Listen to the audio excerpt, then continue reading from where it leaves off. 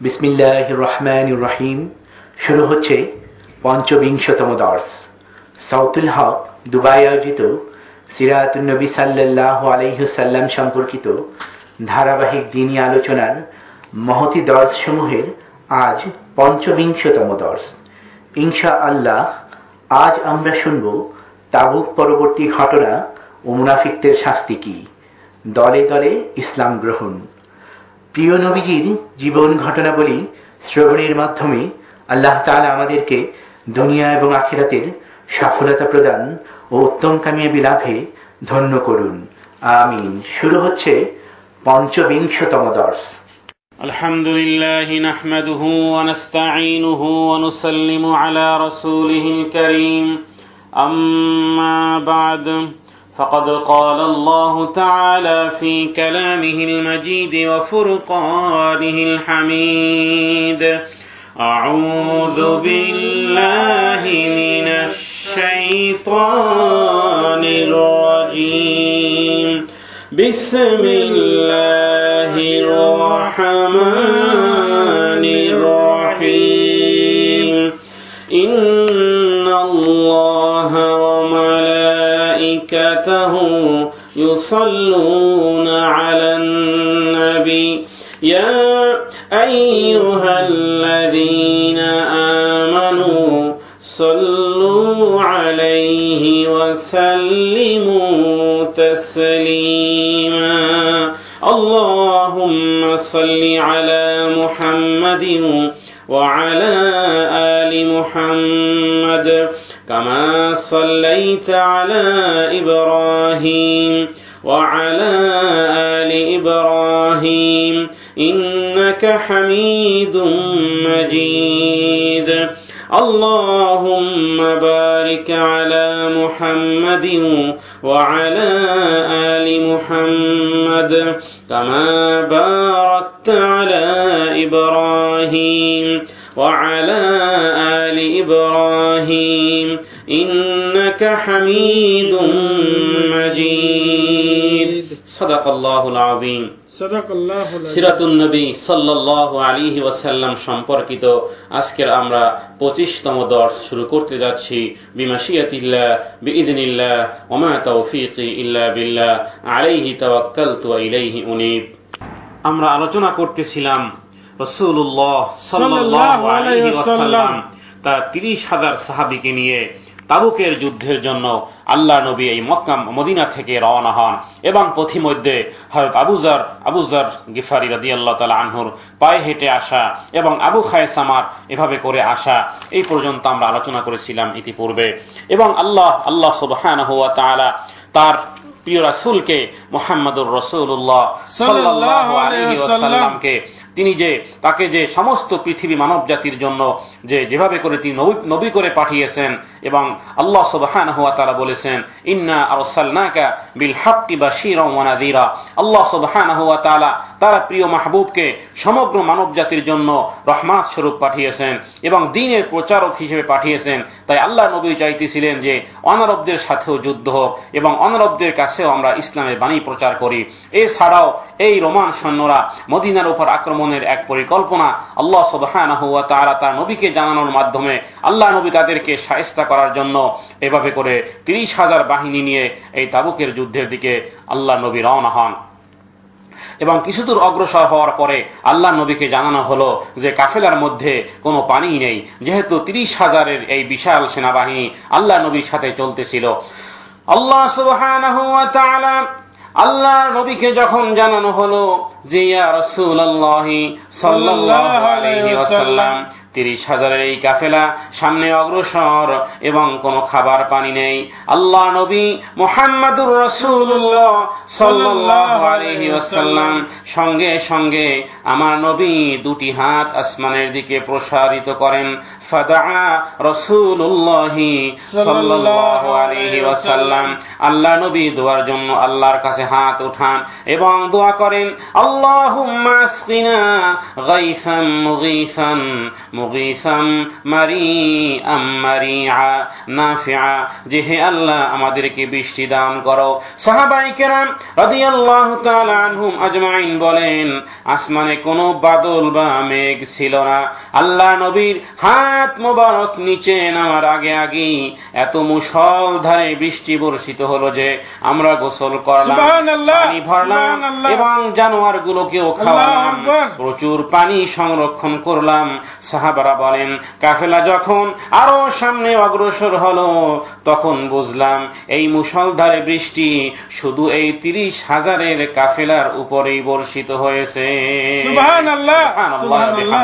এবং এর বাহিরে বৃষ্টি কোনো দৃশ্য বা নমুনা আমাদের পরিলক্ষিত হয়নি, যা ছিল হুজুর সাল্লাল্লাহু আলাইহি ওয়াসাল্লামের মুআজিজা। আচ্ছা, কাফেলা যখন তাবুকের নিকটবর্তী হলো, এক এলাকার নাম ছিল জান্দাল, তায়েফ তাদের বাদশাহ নাম উকাইদা, হযরত খালিদ ইবনে ওয়ালিদ তাদের উপর হামলা করে রক্তপাত ছাড়াই কৌশলে বাদশাকে বন্দী করে হুজুর সাল্লাল্লাহু আলাইহি ওয়াসাল্লামের দরবারে আনলে সে এবং তার গোত্র জিজিয়া দেওয়ার কথা স্বীকার করে।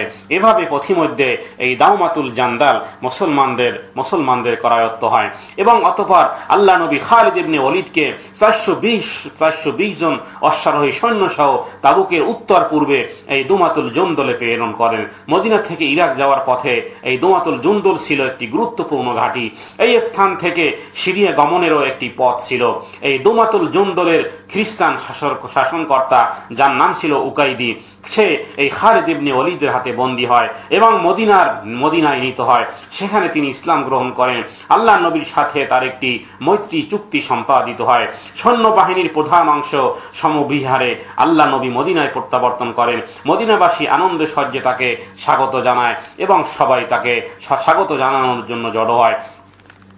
যাই হোক, বহরহাল হুজুর সাল্লাল্লাহু আলাইহি ওয়াসাল্লাম তাবুক প্রান্তরে পৌঁছে কিয়াম করার নির্দেশ দেন এবং বাদশাহ হেরাকলকে পত্র লেখেন, যার মধ্যে আল্লাহ নবী যে পত্র লেখেন তা এভাবে উল্লেখ ছিল, বিসমিল্লাহির রহমানির রহিম, ইন্নী আদউকা ইলাল জান্নাতি আরদুহাস সামাওয়াতি ওয়াল আরদ আসলিম, যে আল্লাহর নামে, মহান আল্লাহর নামে শুরু করতেছি, যে আমি আপনাকে দাওয়াত দিয়েছি ইসলামের এবং জান্নাতের, এমন জান্নাত যার বিশ্বস্ততা, যার প্রশস্ততা হলো আসমান এবং জমিনের বরাবর, এবং আপনি ইসলাম গ্রহণ করুন।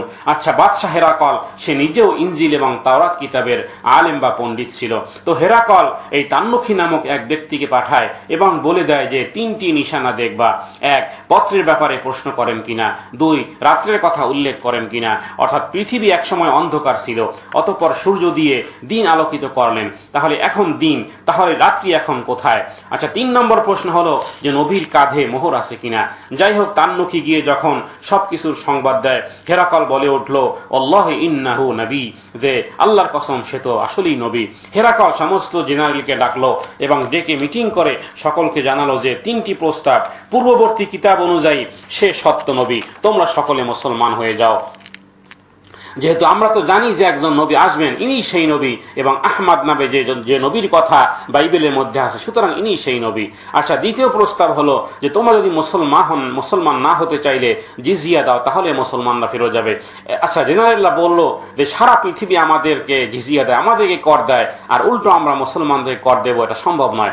আচ্ছা, বাদশাহ বললেন তাহলে তৃতীয় প্রস্তাব হলো যে এর কোনো কিছু যদি না করো তাহলে খবরদার নবীর সাথে যুদ্ধ করিও না, সন্ধি করো। সকলের সম্মিলিত প্রস্তাব পাশ হয়। হেরাকল ও তার বাহিনী নবীর সাথে যুদ্ধ করবে না। বাদশাহ হেরাকল নবী সাল্লাল্লাহু আলাইহি ওয়াসাল্লামের কাছে পত্র লিখলো যে হুজুর, আপনারা যতদিন মন চায় আপনি তাবুকের ময়দানে অবস্থান করেন, আমরা আপনাদের সম্মান করব, কিন্তু আমরা যুদ্ধ করব না। হুজুর সাল্লাল্লাহু আলাইহি ওয়াসাল্লাম বললেন, আমরা তো ইসলামের দাওয়াত দিতে এসেছিলাম, তা তো পূর্ণ হয়েছে, দাওয়াত তো দেওয়া হয়েছে অনারবদের কাছেও।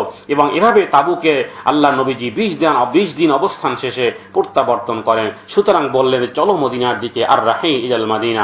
আচ্ছা, হেরাকলের 2 লক্ষ সুপার পাওয়ার সৈন্য থাকার পরও মুসলমানদের সাথে যুদ্ধ না করা, যার প্রভাব সারা পৃথিবীতে পড়ে যে হেরাকলও মুসলমানদের ভয়ে বের হয়নি, তাই প্রচার হয় এবং সকল গোত্র ধর্ম বর্ণ নির্বিশেষে ভাবতে থাকে এবং ইসলাম সম্পর্কে সবাই চিন্তা ভাবনা করতে থাকে। আচ্ছা, তাবুক থেকে আল্লাহ নবী যখন প্রত্যাবর্তন করে, আল্লাহ নবী তার কন্যা উম্মে কুলসুমের মৃত্যুর খবর, উম্মুল কুলসুমের মৃত্যু খবরে আল্লাহ নবী প্রচন্ড মনে আঘাত পান। উম্মে কুলসুমের মৃত্যুর পর তার স্বামী ওসমানও তার কাছে ছিলেন না। কন্যার কবরে গিয়ে আল্লাহ নবী দোয়া করেন। তিনি ওসমানকে বলেন যে আরেকটি অবিবাহিত কন্যা থাকলেও আমি তোমার সঙ্গে বিবাহ দিতাম। এবং যে মুনাফিকরা তাবুক অভিযান বর্জন করেছিল তারা এখন আল্লাহ নবীর কাছে গিয়ে বিভিন্ন কৈফিয়ত দিতে লাগলো। আল্লাহ নবী তাদের কৈফিয়ত শ্রবণ করেন এবং বলেন যে আল্লাহ তাআলা তাদের মনের অতি গোপন কথা অবগত আছেন।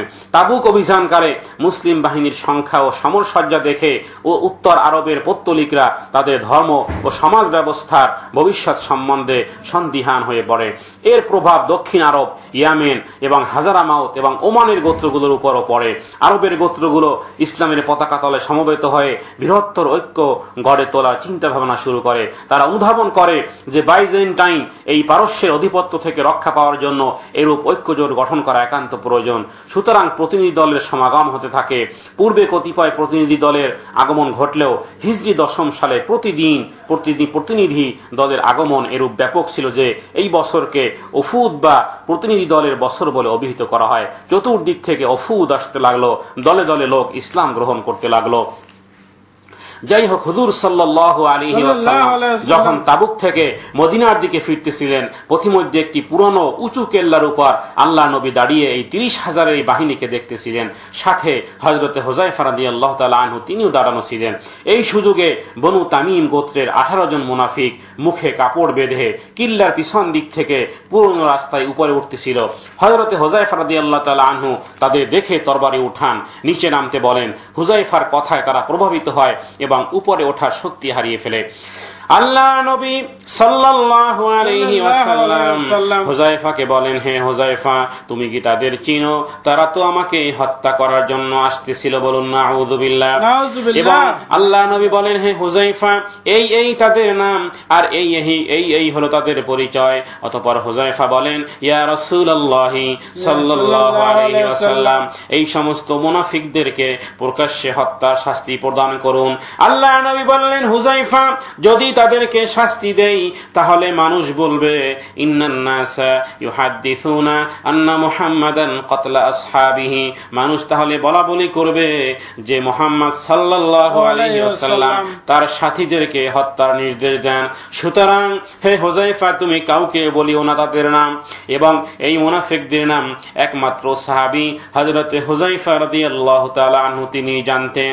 এই জন্য জানাজা আসলে হযরতে আবু বকর সিদ্দিক এবং হযরতে ওমর রাদিয়াল্লাহু তাআলা আনহু অপেক্ষা করতেন যে হুযায়ফা দাঁড়ালি তারাও জানাজা নামাজ পড়তে দাঁড়াতেন, অন্যথায় বিরত থাকতেন। এবং তারা অপেক্ষা করত এই হুযায়ফা রাদিয়াল্লাহু তাআলা আনহু যে কানা ইয়ানজুরানে হুযায়ফা ইবনুল ইয়ামান, যে হুযায়ফা রাদিয়াল্লাহু আনহু যদি নামাজ পড়েন তাহলে আমরাও পড়ব। বহরহাল হুজুর সাল্লাল্লাহু আলাইহি ওয়াসাল্লাম তাবুক যুদ্ধ থেকে ফেরার পথে পথিমধ্যে একদিন ফজরের সময় নবী তার কাজায়ে হাজাতের জন্য এত দূরে গেলেন এবং আসতে এত দেরি করেন যে সূর্য উদয় হওয়ার উপক্রম। সাহাবায়ে কেরামগণ অপেক্ষা করতে করতে শেষ পর্যন্ত আব্দুর রহমান ইবনে আউফের ইমামতিতে নামাজ শুরু করে। এক রাকাত শেষে হুজুর সাল্লাল্লাহু আলাইহি ওয়াসাল্লাম এসে শরীক হন। নামাজ শেষে সাহাবারা ভাবলেন যে ভুল হয়ে গেছে। আল্লাহ নবী বুঝতে পেরে সবাইকে শান্ত করে বললেন যে না, খুব ভালো হয়েছে, মনে করার কিছুই নেই। আব্দুর রহমান ইবনে আউফের পিছনে এক রাকাত পড়েছি আমি, তাতে কি হয়েছে? নামাজের গুরুত্ব ও সময়ের গুরুত্ব তথা কিতাবুল্লাহর নির্দেশের গুরুত্ব, ইন্নাস সালাতা কানাত আলাল মুমিনিনা কিতাবাম মাওকুতা, যে নিশ্চয়ই নামাজ মুমিনদের উপর সঠিক সময় নির্দিষ্ট সময় আদায় করা উচিত। এই কথা বোঝানোর জন্যই, শিক্ষার জন্যই নবী মুহাম্মদুর রাসূলুল্লাহ সাল্লাল্লাহু আলাইহি ওয়াসাল্লাম এটা করেছেন। এভাবে আল্লাহর নবী হযরত জিবরাইল আমিনের পিছনেও নামাজের আউয়াল ওয়াক্ত এবং নামাজের আখির ওয়াক্ত অর্থাৎ নামাজের প্রথম সময় এবং নামাজের শেষ সময় মোট 10 ওয়াক্ত নামাজ আল্লাহ নবী জিবরাইল আমিনের পিছনে নামাজ আদায় করেছেন। এবং মারাদুল মউতের সময় এবং হযরত আবু বকর সিদ্দিক রাদিয়াল্লাহু তাআলা আনহুর পিছনেও আল্লাহ নবী এক রাকাত নামাজ পড়েছেন। আল্লাহু আ'লামু ইলমান কামিলা। আচ্ছা, এদিকে মদিনার ও শামের ইহুদিরা গোপন সলা পরামর্শ করে মালিক ইবনে বখশান সহ মুসলমানদের বিরুদ্ধে গোপন ষড়যন্ত্র করার উদ্দেশ্যে তারা একটা মসজিদ বানায়, কারণ প্রকাশ্যে তো কারো ক্ষমতা নাই মুসলমানদের বিরুদ্ধে কিছু বলার। তাই ইহুদিরা এই অভিনব পদ্ধতি অবলম্বন করলো এবং তারা চাইতেছিল যে উক্ত মজলিসের ইফতেতাহ বা উদ্বোধন হুজুর সাল্লাল্লাহু আলাইহি ওয়াসাল্লামকে দিয়ে করাবে, যাতে করে কেউ সন্দেহ না করতে পারে। কিন্তু সেই চক্রান্ত আল্লাহ সুবহানাহু ওয়া তাআলা তার প্রিয় নবীকে জানিয়ে দেন এবং কথিত সেই মসজিদে জিরারকে ভেঙে ফেলার নির্দেশ দেন। আল্লাহ সুবহানাহু ওয়া তাআলা বলেন, والذين اتخذوا مسجدا ضرارا وكفرا وتفريقا بين المؤمنين وإرصادا لمن حارب الله ورسوله من قبل ولا يحلفن إن أردنا إلا الحسنى والله يشهد إنهم لكاذبون। الله سبحانه وتعالى সূরা তাওবার মধ্যে বলেন, আর কেউ কেউ এমনও আছে যারা এই উদ্দেশ্যে মসজিদ নির্মাণ করে যে তারা ইসলামের ক্ষতি সাধন করবে এবং কুফরি কথাবার্তা বলে আর মুমিনদের মধ্যে বিভেদ সৃষ্টি করবে। আর ওই ব্যক্তি অবস্থানের ব্যবস্থা করে যে এর পূর্ববর্তী আল্লাহ এবং তার রাসূলের বিরোধী ছিল, আর তারা শপথ করে বলবে যে মঙ্গল ভিন্ন আমাদের আর কোনো উদ্দেশ্য নাই, আর আল্লাহ সাক্ষী দিচ্ছেন যে তারা সম্পূর্ণ মিথ্যাবাদী। বলুন নাউযুবিল্লাহ। অর্থাৎ এখানে আল্লাহ তাআলা এই মুনাফিক এই ইহুদিদের এবং মুনাফিকদের এই গোপন ষড়যন্ত্রের কথা আল্লাহ তাআলা প্রকাশ করে দিলেন যে তারা, হে নবী, তারা শপথ করে বলবে ওয়ালা ইয়াহলিফুন্না ইন আরাদনা ইল্লাল হুসনা, যারা শপথ করে বলবে যে আমরা এই মসজিদ বানাইছি, আমাদের উদ্দেশ্য ভালোই, কিন্তু আল্লাহ বলেন যে তারা মিথ্যাবাদী। আল্লাহু ইয়াশহাদু ইন্নাহুম লাকাযিবুন, যে হে নবী তারা সম্পূর্ণ মিথ্যাবাদী। আল্লাহ সুবহানাহু ওয়া তাআলা নবীকে আরো নির্দেশ দেন, লা তাকুম ফীহি আবাদান লামাসজিদুন উসসিসা আলাত তাকওয়া মিন আউওয়ালি ইয়াউমিন আহাক্কু আন তাকুমা ফীহি। হে নবী মুহাম্মদুর রাসূলুল্লাহ সাল্লাল্লাহু আলাইহি ওয়াসাল্লাম, তুমি কখনো সেই মসজিদের কাছেও যাবে না, তুমি কখনো ওতে নামাজের জন্য দাঁড়াবে না, এবং যেই মসজিদের ভিত্তি প্রথম দিন হতেই তাকওয়ার উপর স্থাপিত হয়েছে তা এর উপযোগী যে তাতে তুমি নামাজের জন্য দাঁড়াবে। ওতে এমন সব লোক রয়েছে যারা উত্তম রূপে পাক হওয়াকে পছন্দ করে, আর আল্লাহ হলেন উত্তম রূপে পবিত্রতা সম্পাদনকারীকে পছন্দ করেন। ইউহিব্বুনা আন ইয়াতাতাহহারু ওয়াল্লাহু ইউহিব্বুল মুত্তাহহিরিন। অর্থাৎ আল্লাহ তাআলা বললেন যে হে নবী, আপনি এমন যেখানে এই বিতর্কিত এমন মসজিদে আপনি দাঁড়াবেন না, এবং আপনি একমাত্র ওই মসজিদই দাঁড়াবেন যে তার ভিত্তি হলো তাকওয়ার ভিত্তি। যেহেতু এখানে এই মসজিদে জিরার এটা ছিল বিতর্কিত একটি, সুতরাং আল্লাহ নবী নির্দেশে আল্লাহ তাআলা এই ওহীর মাধ্যমে নবীকে জানানোর দ্বারা আল্লাহ নবী সেখানে সেই মসজিদ তিনি যান না এবং উদ্বোধন করেন না, এবং সেই মসজিদকে ভেঙে ফেলার নির্দেশ দিয়েছিলেন। আচ্ছা, এই ইহুদিরাই বাদশাহ নাসির উদ্দিনের আমলি এই মুসলমানদের বেশভূষায় মদিনাতে এসে তারা দূর থেকে সুড়ঙ্গ করে রওজা মুবারকের দিকে আসতেছিল প্রিয় নবীজির দেহ মুবারককে অপসারণের উদ্দেশ্যে। তাদের সেই চক্রান্ত বাদশাহ নাসির উদ্দিনের হাতে ধরা পড়ে এবং আগুনে জ্বালিয়ে তাদের শাস্তি দেন প্রকাশ্যে, এবং যাতে করে ইহুদিরা জনমের মতো শিক্ষা গ্রহণ করতে পারে। এবং এ সম্পর্কিত একটি বইও আছে যে বিশ্ব নবীর লাশ চুরি বিষয়ক। যেহেতু আল্লাহ তাআলা বলেছেন কিয়ামত পর্যন্ত কোনদিন ইহুদিরা মুসলমানদের বন্ধু হবে না এবং তোমরাও বন্ধু হিসেবে তাদেরকে গ্রহণ করিও না। আল্লাহ সুবহানাহু ওয়া তাআলা বলেছেন, ইয়া আইয়ুহাল্লাযীনা আমানু, হে মুমিন সম্প্রদায় যারা তোমরা ঈমান এনেছো, লা তাত্তাখিযুল ইয়াহুদা ওয়ান নাসারা আউলিয়া, যে তোমরা কখনো বন্ধু রূপে এই ইহুদি এবং নাসারাদেরকে গ্রহণ করিও না। আউলিয়া বাদুহুম আউলিয়া ও বাদ, যে তারা একে অপরের দুশমন, এবং তোমরা কখনোই মুমিনরা কখনোই ইহুদি নাসারাদেরকে তোমরা বন্ধু হিসেবে কখনোই তোমরা গ্রহণ করিব না। যাই হোক, আল্লাহ নবী সাল্লাল্লাহু আলাইহি ওয়াসাল্লাম তাবুক যুদ্ধ থেকে এসে মদিনায় ফেরত আসেন। এদিকে কাব ইবনে মালিক সহ আরো দুইজন তাবুক যুদ্ধে অংশগ্রহণ করেনি কোনো কারণ ছাড়াই, অথচ তারা ছিলেন সত্যিকারে মুমিন। তাদেরকেও ইমানের পরীক্ষা দিতে হয়। 40 দিন যাবত মুকাতাআত অর্থাৎ সামাজিক বয়কট তাদের উপর অর্পিত হয়।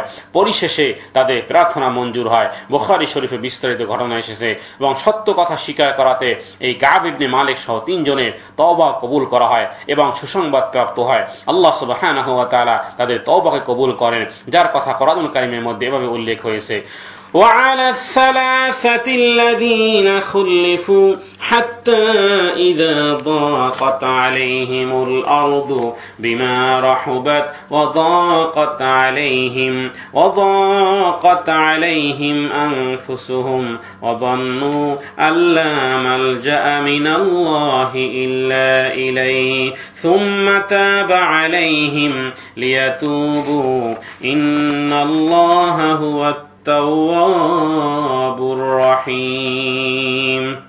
আর ওই তিন ব্যক্তির প্রতি অনুগ্রহ করলেন যাদেরকে পিছনে ছেড়ে দেওয়া হয়েছিল মুসলমানদের সাথে বের হওয়া থেকে, এই পর্যন্ত যে যখন ভূপৃষ্ঠ নিজ প্রশস্ততা সত্ত্বেও তাদের প্রতি সংকীর্ণ হতে লাগলো এবং তারা নিজেদের জীবনের প্রতি বিতৃষ্ণ হয়ে পড়ল। অর্থাৎ এই তাবুক যুদ্ধে অংশগ্রহণ থেকে বিরত থাকায় কাব ইবনে মালিক সহ 3 সাহাবীর ব্যাপারে এই আয়াত নাজিল হয়েছে। এবং যখন তারা বুঝতে পারলো যে আল্লাহর পাকড়াও হতে কোথাও আশ্রয় পাওয়া যেতে পারে না, তার ওই দিকে প্রত্যাবর্তন করা ব্যতীত তৎপর তাদের প্রতি অনুগ্রহ দৃষ্টি করলেন যাতে তারা তওবা করে। নিশ্চয় আল্লাহ হলেন অতিশয় অনুগ্রহকারী এবং করুণাময়। আচ্ছা, এরপরে হুজুর সাল্লাল্লাহু আলাইহি ওয়াসাল্লাম মদিনায় এসে একদিন মসজিদে নববীতে দাঁড়িয়ে 36 জন মুনাফিকের নাম ঘোষণা করেন এবং প্রত্যেক মুনাফিকের নাম ধরে ধরে বলেন যে উখরিজনি ইয়া ফুলান, যে এভাবে করে মজলিস থেকে বের করে দেন। কারণ সারা পৃথিবী জয় হতে চলেছে, তারপর মুনাফিকদের অন্তর তৃপ্ত হয় না, চোখে ভালো কিছু দেখে না। ফি কুলুবিহিম মারাদ, যেহেতু তাদের ব্যাধি রোগাক্রান্ত অন্তর ছিল। এর মধ্যে মুনাফিকদের সর্দার ছিল এই আব্দুল্লাহ ইবনে উবাই, মুনাফিকদের সর্দার। এই চিন্তায় দুঃখে বিছানায় পড়ে যায়, কারণ তার আগে তাবুকের পথে 14 জন মুনাফিকের নাম, এখন 36 জন মুনাফিকের নাম। এদিকে এই মসজিদে জিরারের চক্রান্ত প্রকাশ পাওয়া, সব মিলিয়ে এই আব্দুল্লাহ ইবনে উবাই অসুস্থ হয়ে বিছানায় মৃত্যু শয্যায় শায়িত। কিন্তু তার ছেলে ছিল সত্যিকারের মুসলমান। ছেলেকে পাঠানো নবীর দরবারে যে আল্লাহ নবীকে একটু আমার কাছে আসতে বলো। আল্লাহ নবী যখন এসে দেখেন যে আফসুস করে বলতেছে যে আইনাল ইয়াহুদ আইনা হুনাফা।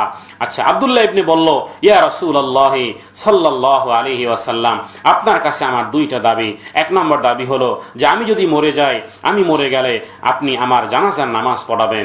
আর দ্বিতীয় আমার দাবি হলো যে আমার কাফনে আপনার গায়ের জামাটা দিবেন। হুজুর সাল্লাল্লাহু আলাইহি ওয়াসাল্লাম স্বীকার করলেন যে ঠিক আছে, তাই হবে। আসলে এই জামা দেওয়ার কারণ হলো যে বদরের যুদ্ধে নবীর চাচা আব্বাস রাদিয়াল্লাহু তাআলা আনহু যখন বন্দী হন, তখন তার পুরোটা কাপড় ছিঁড়ে যায় এবং আল্লাহ নবীর চাচার জন্য কাপড় চান, কিন্তু কারো জামা আব্বাস রাদিয়াল্লাহু তাআলা আনহুর গায়ে হইতেছিল না। আব্দুল্লাহ ইবনে উবাই যেই জামাটা দেয় তাই ঠিকমতো লাগে আল্লাহ নবীর চাচার। এবং হুজুর সাল্লাল্লাহু আলাইহি ওয়াসাল্লাম চাইতেছিলেন যে সেই অনুগ্রহটা দুনিয়াতেই আদায় করে দিতে, যাতে পরকালে কিছুই বাকি না থাকে। হাল জাযাউল ইহসানি ইল্লাল ইহসান। যাই হোক, এবং তাবুক যুদ্ধের পরবর্তী মাসে এই আব্দুল্লাহ ইবনে উবাই মারাত্মক অসুখে পড়ে। কয়েক সপ্তাহের মাঝেই বোঝা যায় যে তার বাঁচার সম্ভাবনা কম। তার মৃত্যু হলে আল্লাহ নবী তার জানাজা পড়েন এবং মাটি দেওয়ার পর তার কবরের পাশে গিয়ে দোয়া করেন। হযরত ওমর রাদিয়াল্লাহু তাআলা আনহু জানাজা পড়তে নিষেধ করেছিলেন। আল্লাহ নবী তার কথা শুনলেন না। তিনি বললেন যে এটা আমার পছন্দের ব্যাপার, আমাকে বলা হয়েছে তুমি উহুদিগের জন্য ক্ষমা প্রার্থনা করো অথবা উহুদিগের জন্য ক্ষমা প্রার্থনা না করো, একই কথা। তুমি 70 বার উহুদিগের জন্য ক্ষমা প্রার্থনা করলেও আল্লাহ উহুদিয়কে কখনোই ক্ষমা করবেন না। ইহা এই জন্য যে উহারা আল্লাহ এবং তার রাসূলকে অস্বীকার করিয়াছে। আল্লাহ সুবহানাহু ওয়া তাআলা এই পাপাচার সম্প্রদায়কে কখনোই পথ প্রদর্শন করেন না। এবং যা কোরআনের মধ্যে এসেছে, ইস্তাগফির লাহুম আও লা তাস্তাগফির লাহুম ইন তাস্তাগফির লাহুম 70 মাররাতান। আর আমি যদি জানতাম যে আল্লাহ তাকে ক্ষমা করবেন, তবে 70 বারের স্থলে আমি আরো অধিকবার তার জন্য প্রার্থনা করতাম। অতঃপর আল্লাহ তাআলা অন্য একটি আয়াত নাজিল করেন যে অতঃপর আল্লাহ নবী তিনি নামাজ পরিচালনা করেন এবং এই লাশের সাথে গিয়ে কবরের পাশে দাঁড়ান। এবং এর অল্পদিনই পরেই মুনাফিকদের সম্বন্ধে এই আয়াত নাজিল হয় যে হে নবী, ওয়ালা তুসাল্লি আলা আহাদিম মিনহুম মাতা আবাদান ওয়ালা তাকুম আলা কবরিহি, যে উহুদিগের কারো মৃত্যু হইলে তুমি কখনোই উহার জন্য জানাজার নামাজ পড়বে না এবং উহার কবর পার্শ্বেও দাঁড়াইবে না। উহারও তো আল্লাহ এবং তার রাসূলকে অস্বীকার করিয়াছিল এবং পাপাচারী অবস্থায় তাহাদিগের মৃত্যু হইয়াছে। এক বর্ণনা অনুযায়ী এই আয়াত নাজিল হয়েছিল তাবুক থেকে আল্লাহ নবী প্রত্যাবর্তনের বেশ কিছুদিন পরে।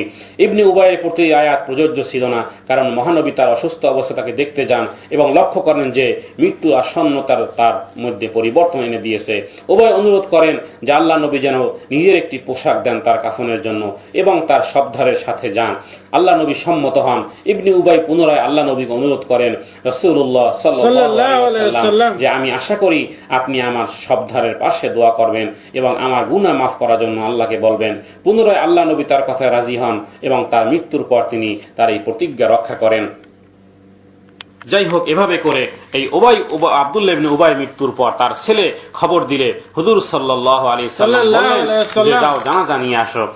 হযরতে ওমর রাদিয়াল্লাহু তাআলা আনহু রুখে দাঁড়ালেন, বললেন, ইয়া রাসূলুল্লাহ সাল্লাল্লাহু আলাইহি ওয়াসাল্লাম, এই মুনাফিকের জানাজা আপনি পড়বেন না। এই মুনাফিকই তো হযরতে আয়েশার উপর মিথ্যা তহমাত লাগিয়েছিল। এই জালেমই তো বলেছিল, লা ইন রাজানা ইলাল মাদিনাতি লা ইখরিজান্নাল আ'যু মিনহাল আদাল। যেই মুনাফিকই তো বদরের যুদ্ধে, খন্দকের যুদ্ধে, উহুদের যুদ্ধে, মুতার যুদ্ধে, তাবুকের যুদ্ধে, খায়বরের যুদ্ধে, প্রায় সকল যুদ্ধে এই মুনাফিকই তো মুসলমানদের মনোবল ভেঙে দিতে রওনা হয়ে প্রতিমধ্য থেকে ফেরত আসে। আল্লাহ নবী এবং হযরতে ওমর রাদিয়াল্লাহু তাআলা আনহু নবীজির কাপড় ধরে জায়নামাজ থেকে টানতেছেন আর বলতেছেন, ইয়া রাসূলুল্লাহ সাল্লাল্লাহু আলাইহি ওয়াসাল্লাম, এই মুনাফিকের নামাজ আপনি পড়াবেন না। আল্লাহ নবী বললেন, ওমর আমাকে পড়তে দাও, আল্লাহ আমাকে ইখতিয়ার দিয়েছেন। হযরতে ওমর বলে, আল্লাহ তো বলেই দিয়েছেন, ক্ষমা প্রার্থনা করুন আর না করুন, ইস্তাগফির লাহুম আও লা তাস্তাগফির লাহুম, যে আপনি ক্ষমা করুন আর না করুন উভয়টাই সমান। আল্লাহ নবী বললেন, ওমর যদি 70 বারের বেশিও পড়লে মাফ হয় তাহলে আমি তাই করতাম, ইন তাস্তাগফির লাহুম 70 মাররাতান। হযরত ওমর রাদিয়াল্লাহু তাআলা আনহু সারাটা জীবন আশ্চর্য বোধ করেছেন যে হুজুরকে জায়নামাজ থেকে কাপড় ধরে টেনেছেন, অথচ আল্লাহ নবী রাগ করেননি, বলেছেন, ওমর আমাকে নামাজ পড়তে দাও। এবার আল্লাহ নবী যখন আল্লাহু আকবার বলে এই মুনাফিকের জানাজার নামাজ পড়ানোর জন্য দাঁড়িয়েছেন, হযরত ওমরও পিছনে এসে ইক্তেদা করে আল্লাহু আকবার বলে দাঁড়িয়েছেন। একটা হলো পরামর্শ দেওয়া যে মুনাফিকের নামাজ না পড়ার, কিন্তু যখন নবী দাঁড়িয়েছেন এবার নবীর তাআত, নবীর অনুসরণ, নবীর অনুকরণের সাথে সাথে হযরতে ওমরও আল্লাহু আকবার বলে দাঁড়িয়েছেন। এমন নয় যে আপনি পড়েন আমি পড়বো না। আচ্ছা, জানাজা নামাজ শেষ হয়, হযরতে জিবরাইল আমিনও উপস্থিত হয়, ঐশী বাণী নিয়ে, খোদার ওহী নিয়ে হাজির রূহুল কুদুস। আল্লাহ সুবহানাহু ওয়া তাআলা নবীকে বলেন, হে নবী, ওয়ালা তুসাল্লি আলা আহাদিম মিনহুম মাতা আবাদাও ওয়ালা তাকুম আলা কবরিহি ইন্নাহুম কাফারু বিল্লাহি ওয়া রাসূলিহি ওয়া মাতু ওয়া হুম ফাসিকুন। আল্লাহ তাআলা বলেন, আল্লাহ বলেন, হাবিব, যেই রায় ওমর দুনিয়াতে বসে দিয়েছে, যেই রায় ওমর দুনিয়াতে বসে দিয়েছে, আমি আল্লাহ তাআলাও আসমান থেকে সেই রায় পছন্দ করেছি। আল্লাহু আকবার, আল্লাহু আকবার। কখনো আর ওদের নামাজ পড়বেন না। আল্লাহ নবী হযরতে ওমরকে ডেকে বললেন, ওমর, তোমার ফয়সালাই আসমানের ফয়সালা, তোমার কথাই মেনে নিলাম ভাই। ফুকাহাগণ প্রতিটি ঘটনা থেকে মণিমুক্তা বের করেছেন, উম্মতের সামনে উপস্থাপন করেছেন। আমরা তো শুধু একটি ঘটনা শুনবো, চলে যাব। ফুকাহাগণ লিখেছেন যে আসমান থেকে যদি জিবরাইল আমিন 2 মিনিট পূর্বে ওহী নিয়ে আসতেন তাহলে নবী তো নামাজ পড়াতেন না, কিন্তু না, রব্বুল আলামিন, আল্লাহ রব্বুল আলামিন চেয়েছেন যে যেহেতু আমার নবী মুখ দিয়ে বলে ফেলেছে, তাই নবীর শান, নবীর রাজ হচ্ছে যে আমার নবীর মুখের কথা ঠিক থাকুক, সামনে আর কোন মুনাফিকের জন্য আমার নবী মাগফিরাত কামনা না করুন, কারণ মুনাফিকরা জাহান্নামের তলদেশে আগুনে জ্বলবে। ইন্নাল মুনাফিকিনা ফিদ দারকিল আসফালি মিনান শ্রেষ্ঠ নবী, দেখুন শ্রেষ্ঠ নবীর মুনাফিকের জন্য আমার নবী মাগফিরাত কামনা করার পরও দেখুন শ্রেষ্ঠ নবীর শ্রেষ্ঠ জামা, তার দেয়া জানাজা, তার কাফনে দাফন সত্ত্বেও অন্তর কলুষিত থাকাতে আল্লাহ রোশনাল থেকে বাঁচতে পারেনি। এই জন্যই কোরআনের নির্দেশ হলো ওমান ইউকা শুহা নাফসিহি ফাউলাইকা হুমুল মুফলিহুন, যদি অন্তরকে পবিত্র করা যায় তাহলেই একমাত্র সফল কাম হতে পারবে। যাই হোক, নবম হিজরি শুরু হয়, মানুষ দলে দলে ইসলাম গ্রহণ করা শুরু করে, যাকে আমিরুল ওফুদ বলা হয়। এবং এই নবম হিজরিতে বিভিন্ন জায়গা থেকে আল্লাহ নবীর কাছে প্রতিনিধি দল আসে, এবং একমাত্র শাকিক গোত্রই যে আল্লাহ নবীর কাছে প্রতিনিধি দল পাঠিয়েছে তা নয়। নবম হিজরিতে সমগ্র আরব থেকে আরো অনেকগুলো প্রতিনিধি দল মদিনায় এসেছিল। কয়েকটি দল এসেছিল ইয়ামেনের বিভিন্ন স্থান থেকে। তার মধ্যে হিমিয়ারি রাজাদের 4 জন পত্র মারফত জানিয়েছিল যে তারা পৌত্তলিকতা পরিত্যাগ করে ইসলাম গ্রহণ করেছে। আল্লাহ নবী যথাযথ সম্মানপূর্বক তাদের পত্রের উত্তর দেন এবং ইসলামের ফরজ কাজগুলো অতি অবশ্য পালন করতে তিনি তাদেরকে আদেশ দান করেন। অনুরূপভাবে বনি আমেরের প্রতিনিধি দল আল্লাহ নবীর কাছে আসে। সকল প্রতিনিধি দলই ইসলাম গ্রহণের জন্য আসেনি। বীরে মাউনার হত্যাকাণ্ডের নায়ক আমির ইবনে তুফাইল এখন বনু আমিরের সর্দার। তার গোত্রের লোকের চাপে পড়ে সে মদিনা আসে। সে ছিল একটু উদ্যত অহংকারী স্বভাবের লোক। ইসলাম গ্রহণের মূল্য স্বরূপ সে দাবি করে যে তাকে আল্লাহ নবীর উত্তরাধিকারী নিয়োগ করতে হবে। আল্লাহ নবী বললেন যে এটা তোমার বা তোমার লোকদের জন্য নয়। এমনিভাবে তার বিভিন্ন দাবি প্রত্যাখ্যাত হইলে সে আল্লাহ নবীকে যুদ্ধের ভীতি প্রদর্শন করে চলে যায়। কিন্তু বাড়ি পৌঁছার পূর্বেই প্লেগে আক্রান্ত হয়ে সে মারা যায়। তার গোত্র পুনরায় একটি প্রতিনিধি দল প্রেরণ করে আল্লাহ নবীর হাতে ইসলাম গ্রহণ করে। প্রতিনিধি দলের একজন ছিলেন প্রসিদ্ধ কবি লাবিদ। তিনি ইসলাম গ্রহণ করেছিলেন। কথিত আছে ইসলাম গ্রহণের পর কবিতা লেখা ছেড়ে দেওয়ার মনস্থ করেন এবং বলেন যে এর বদলায় আল্লাহ তাআলা আমাকে কোরআন দিয়েছে। এতটা সত্য ধর্মের গুণগান করে তিনি মৃত্যুর পূর্ব পর্যন্ত কবিতা রচনা করেছেন। এভাবে করে একের পর এক প্রতিনিধি দলের সমাগম হতে থাকলে অতি ব্যস্ততার মাঝে দ্রুত সময় ফুরিয়ে যায় এবং হজের নূতন মৌসুম এসে পড়ে। হিজরি 8ম সালে মক্কা বিজয়ের পর মুশরিকদের ব্যবস্থাপনায় হজ উদযাপিত হয়, কারণ তখনও মুসলমানরা তাদের নবলব্ধ ক্ষমতা সুসংহত করতে পারেনি। আল্লাহ নবী ইতাব ইবনে উসাইদকে মক্কার গভর্নর নিযুক্ত করেন। মুসলমানরা সে বছর তার নেতৃত্বে হজ উদযাপন করেছিল। মুসলমান ও কাফির একই সঙ্গে হজে অনুষ্ঠান পালন করে, তবে মুসলমানদের অনুষ্ঠান ছিল শিরক এবং কুফর মুক্ত। ওই বৎসরই হজের সময় হলে আল্লাহ নবী হযরত আবু বকর সিদ্দিক রাদিয়াল্লাহু তাআলা আনহুকে বললেন যে তুমি আমিরে হজ, এবং তার নেতৃত্বে এই মুসলমানদের বড় জামাত হজের জন্য বের হয়। হযরত আবু বকর হজের কাফেলা নিয়ে মক্কাতে যান। হুজুর সাল্লাল্লাহু আলাইহি ওয়াসাল্লামের উপরে এদিকে সূরা তাওবা অবতীর্ণ হয়, যেই সূরার শুরুতে বিসমিল্লাহ নেই। এর মধ্যে 1 নম্বর কারণ হলো যে মুশরিকদের প্রতি আল্লাহর অসন্তুষ্টি, আযাব ও শাস্তির বর্ণনা বিষয়ক বিধায় বিসমিল্লাহ নাজিল হয়নি। আচ্ছা, আর রহমানির রহিম অর্থই হলো পরম দয়ালু ও মেহেরবান শব্দ মুশরিক এবং মুনাফিকদের জন্য নয়, যেহেতু তার মধ্যে এই মুনাফিকদের কথা এবং এই মুশরিকদের আযাব এবং শাস্তির কথাই যেহেতু তার মধ্যে উল্লেখ ছিল। আচ্ছা, দ্বিতীয় কারণ হলো যে কোরআন নাজিলের সময় সূরা আনআম, সূরা আনফাল এবং সূরা তাওবা একই সাথে নাজিল হয়, তাই মনে করা হতো যে পুরোটা একই সূরা, এই জন্যই এর শুরুতে বিসমিল্লাহ আসেনি।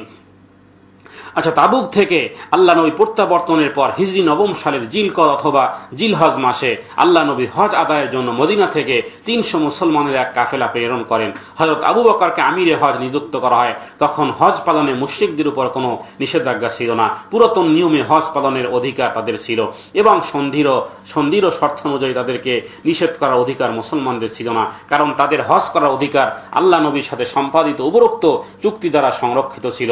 কিন্তু অচিরেই বিরোধ বাঁধল, কারণ মুশরিকরা মূর্তির উপাসক এবং মুসলমানরা মূর্তিকে ধ্বংসকারী। সুতরাং প্রয়োজন ছিল মুশরিকদের উপর নিষেধাজ্ঞা আরোপের। সেই প্রয়োজনীয়তা নিষেধাজ্ঞা জারি করা হয় সূরা তাওবার মাধ্যমে, এবং সূরাটি দেওয়া হয় এবং এই সূরা তাওবার শেষ অংশে তাবুক যুদ্ধে, যেহেতু সূরা তাওবার শেষ অংশ তাবুক যুদ্ধের সময় নাজিল হয়েছিল, পূর্ববর্তী নাজিল হয় সূরা তাওবার প্রথম অংশ। আচ্ছা, সেই সূরাটির মধ্যে সঠিক সময় নাজিল হয়েছিল, কিন্তু এর বাস্তবায়নও বিলম্বিত হয়। এই সূরাতে ঘোষণা দেওয়া হয় যে ঈমান এবং শিরকের মধ্যে কোনো সন্ধি হবে না, যে সব সন্ধি বলবৎ আছে তা রহিত করা হবে। মেয়াদি চুক্তি মেয়াদ শেষে এবং মেয়াদ উত্তীর্ণ চুক্তি 4 মাস পরে রহিত হবে। পবিত্র কোরআনে এই হজকে হজ্জে আকবর বলা হয়েছে, যেহেতু এই হজ্জে নবপ্রবর্তিত ইসলামী বিধানের ঘোষণা দেওয়া হয়েছিল এবং জাহিলিয়াতের যুগে নিয়ম পদ্ধতি বাতিল করা হয়েছিল। হযরত আবু বকর সিদ্দিক রাদিয়াল্লাহু তাআলা আনহু কুরবানির জন্য প্রদত্ত আল্লাহ নবীর 20টি উট এবং নিজের 5টি উট নিয়ে মদিনা থেকে রওনা হলেন। আল্লাহ নবীর আদেশে তার পিছন পিছন রওনা হন হযরত আলী রাদিয়াল্লাহু তাআলা আনহু। ইসলামী বিধান সমূহের ঘোষণা দেওয়ার জন্য পথে তিনি হযরত আবু বকরের কাফেলার সাথে গিয়ে মিলিত হন। হযরত আবু বকর সিদ্দিক তাকে জিজ্ঞেস করলেন যে, হে আলী, তোমার আগমন কি আমার আমির রূপে নাকি কাসেদ দূত রূপে? কাসেদ রূপে হযরত বললেন হযরত আলী রাদিয়াল্লাহু তাআলা আনহু। অতঃপর হযরত আবু বকরকে তার আগমনের উদ্দেশ্য পরিষ্কারভাবে বুঝিয়ে বললেন এবং কোরবানির দিন মিনায় হজ যাত্রীদের বিরাট সমাবেশ হলো। হযরত আলী রাদিয়াল্লাহু তাআলা আনহু দাঁড়িয়ে যথাশক্তি উচ্চ কণ্ঠে সূরা তাওবার প্রথম থেকে 36 আয়াত পর্যন্ত আবৃত্তি করে শোনালেন। আবৃত্তির পর তিনি উদাত্ত কণ্ঠে ঘোষণা করলেন সমবেত জনমণ্ডলীকে যে, হে অবগত হও, 1 নম্বর হলো যে কোনো কাফের ভেস্তে যাবে না। 2 নম্বর হলো এই বৎসরের পর কোনো মুশরিক আর হজ করতে পারবে না। 3 নম্বর হলো যে নগ্ন হয়ে কেউ কাবা ঘর তাওয়াফ করতে পারবে না। 4 নম্বর হলো যারা আল্লাহ নবীর সাথে মেয়াদি চুক্তিতে আবদ্ধ তাদের চুক্তি মেয়াদ উত্তীর্ণ না হওয়া পর্যন্ত বলবৎ থাকবে এবং যাদের চুক্তির মেয়াদ উত্তীর্ণ তাদের চুক্তি কোরবানির দিন হতে 4 মাস পর্যন্ত বলবৎ থাকবে। এই ঘোষণার পর মুশরিকরা আতঙ্কগ্রস্ত হয়ে পড়ে। ইয়েমেন এবং মাহরা এবং বাহরাইন এবং ইয়ামামা অঞ্চল অনতিবিলম্বে ইসলাম গ্রহণ করে। আল্লাহ নবীর সঙ্গে শত্রুতা করতে পারে বা তাকে বাধা দিতে পারে এমন 2-1 জন আত্মপ্রতারিত ব্যক্তি ছাড়া আর কেউ সমগ্র আরবে অবশিষ্ট ছিল না। এবং এই সমস্ত এই আহাম্মকের মধ্যেই, এই আহাম্মক টাইপের মধ্যেই একজন ছিল উম্মাদ টাইপের, যে সুলতান যার নাম ছিল আমির ইবনে তুফাইল, যার বৃত্তান্ত আমরা ইতিপূর্বে উল্লেখ করেছি। যাই হোক, রাসূলুল্লাহ সাল্লাল্লাহু আলাইহি ওয়াসাল্লাম হযরত আলীকে মক্কাতে পাঠান যে তুমি গিয়ে মক্কাতে এবং মিনাতে এবং মুজদালিফায় এবং আরাফাতে অলিতে গলিতে সর্বত্র এলান করে দিবে যে আজ থেকে কোনো মুশরিক হারাম সীমানার এরিয়াতেও প্রবেশ করতে পারবে না, চিরদিনের জন্য নিষিদ্ধ হলো। আরো এলান করে দাও আল্লাহ ইয়াতুফাল বাইতাল উরিয়ান, যেই কাবাঘরকে নগ্ন হয়ে কেউ তাওয়াফ করতে পারবে না, এবং আল্লাহ ইয়াদখুলাল মুশরিকাল মসজিদাল হারাম, এবং আল্লাহ ইয়াদখুলাল জান্নাতা ইল্লা মুমিন। এভাবে সেই বৎসর ছিল নবীর ব্যস্ততা। সকাল বিকাল দলে দলে মানুষের মুসলমান হওয়ার পালা। বনু আমের গোত্র, বনি কাইস গোত্র, যার সর্দারের নাম ছিল আহনাব বিন কাইস, এবং এই ব্যক্তি ছিল অত্যন্ত ভদ্র শান্ত, এবং সে যখন মদিনায় আসে শান্তভাবে আসা এবং গোসল সেরে এবং আতর গোলাপ লাগিয়ে সুন্দরভাবে পরিপাটি করে সে নবীর দরবারে আসে এবং আল্লাহ নবী তাকে দেখে খুব সন্তুষ্টি প্রকাশ করেন এবং তাকে অর্থাৎ এই আহনাব বিন কাইসকে, এই কাইস গোত্রের সেই সর্দারকে বললেন যে মাশাআল্লাহ, তোমার কম তো, তুমি তো ঠিকভাবে এসেছো, কিন্তু তোমার কম তো বেকারার। যেহেতু আর মদিনার আদব হলো যে খুজু সহকারে মদিনাতে প্রবেশ করা। আচ্ছা, বনু গুজাইরার যা সর্দার ছিল আব্দুল্লাহ ইবনে বাজাদি, তার গোত্র সহ আরো তার গোত্র আসে মুসলমান হওয়ার জন্য, এবং আরেক সর্দার ছিল জুমামা ইবনে সালিয়া। সেই জুমামা ইবনে সালিয়া এসে আল্লাহ নবীকে প্রশ্ন করে যে হে মুহাম্মদ সাল্লাল্লাহু আলাইহি ওয়াসাল্লাম, মান খালাকাস সামাওয়াতি ওয়াল আরদ, আসমান এবং জমিনকে কে সৃষ্টি করেছে? আল্লাহ নবী বললেন যে আল্লাহ। অতঃপর সেই জুমামা ইবনে সালিয়া বলল, মান খালাকাল জিবাল, যে এই পাহাড়গুলোকে কে সৃষ্টি করেছে? আল্লাহ নবী বললেন যে আল্লাহ। অতঃপর বলা হলো আসমান জমিন, চন্দ্র সূর্য, গ্রহ নক্ষত্র, পাহাড় পর্বত, বৃক্ষ নদী, আগুন বাতাস, নবমণ্ডল ভূমণ্ডল, তামাম মাখলুকাতের সৃষ্টিকর্তা যিনি, তার নামে আমি কসম করে বলতেছি, ও কসিমুকা বিল্লাহ, আমি তার নামে কসম করে বলতেছি যে আল্লাহু আরসালাকা, হে মুহাম্মদ সাল্লাল্লাহু আলাইহি ওয়াসাল্লাম, তোমাকে কি আল্লাহ তাআলা প্রেরণ করেছেন নবী হিসেবে? আল্লাহর নবী বললেন যে নাম। অতঃপর সে সঙ্গে সঙ্গে বলে উঠল, আশহাদু আল্লা ইলাহা ইল্লাল্লাহু ওয়া আশহাদু আন্না মুহাম্মাদান আবদুহু ওয়া রাসূলুহু। অতঃপর এভাবে করে সে মুসলমান হয়ে যায়। অন্য আরেক সময় একবার এক আরবের বেদুইন আসে, আরবের এক বেদুইন এসে আল্লাহ নবীকে বলে, উকসিমুকা বিল্লাহি দুল্লুনি আলা তরিকিল জান্নাহ, হে নবী আল্লাহর কসম করে আমি আপনাকে বলতেছি, আমাকে আপনি বলে দেন জান্নাতের রাস্তা। ইয়া মুহাম্মদ উকসিমুকা বিল্লাহি দুল্লুনি আলা তরিকিল জান্নাহ। অতঃপর আল্লাহর নবী সাল্লাল্লাহু আলাইহি ওয়াসাল্লাম সমস্ত ইসলামের ফারাইজের আদায় কথা বলেন। এবার বেদু বলল, ইয়া রাসূলুল্লাহ সাল্লাল্লাহু আলাইহি ওয়াসাল্লাম, আপনি যা করতে বলেছেন এবং যা করতে বলেছেন এবং ইসলামের যেই ব্যাখ্যা আপনি আমাকে বুঝিয়ে দিয়েছেন আমি ঠিক ঠিক তাই করব, এর থেকে এক চুল বাড়াবো না এবং এক চুল কমাবো না। লোকটা যখন বিদায় নিয়ে যাইতেছিল আল্লাহর নবী মুহাম্মদুর রাসূলুল্লাহ সাল্লাল্লাহু আলাইহি ওয়াসাল্লাম উপস্থিত সাহাবাদেরকে বললেন, দুনিয়ার মধ্যে কোন জান্নাতি লোক দেখে যদি তোমাদের চক্ষু শীতল করতে চাও তাহলে তার দিকে তাকিয়ে দেখো, সে যা বলেছে তার কথার উপর সে যদি ঠিক থাকে তাহলে সে অবশ্যই আল্লাহর জান্নাতি। সুবহানাল্লাহ, আলহামদুলিল্লাহ। আচ্ছা, এমনই একদিন হুজুর সাল্লাল্লাহু আলাইহি ওয়াসাল্লাম একটু বিশ্রাম নিচ্ছিলেন। বনু তামিম গোত্রের কিছু লোক ঘরের বাইরে দাঁড়িয়ে চিৎকার করে ডাকতে থাকে, ইয়া মুহাম্মদ, ইয়া মুহাম্মদ, উখরিজি ইয়া মুহাম্মদ সাল্লাল্লাহু আলাইহি ওয়াসাল্লাম। তারা বলতেছিল, বায়ানি, আমাদেরকে আপনি বায়াত করেন, বায়াত করেন। যা ছিল এভাবে নবীর সাথে ভদ্রতার খেলাফ।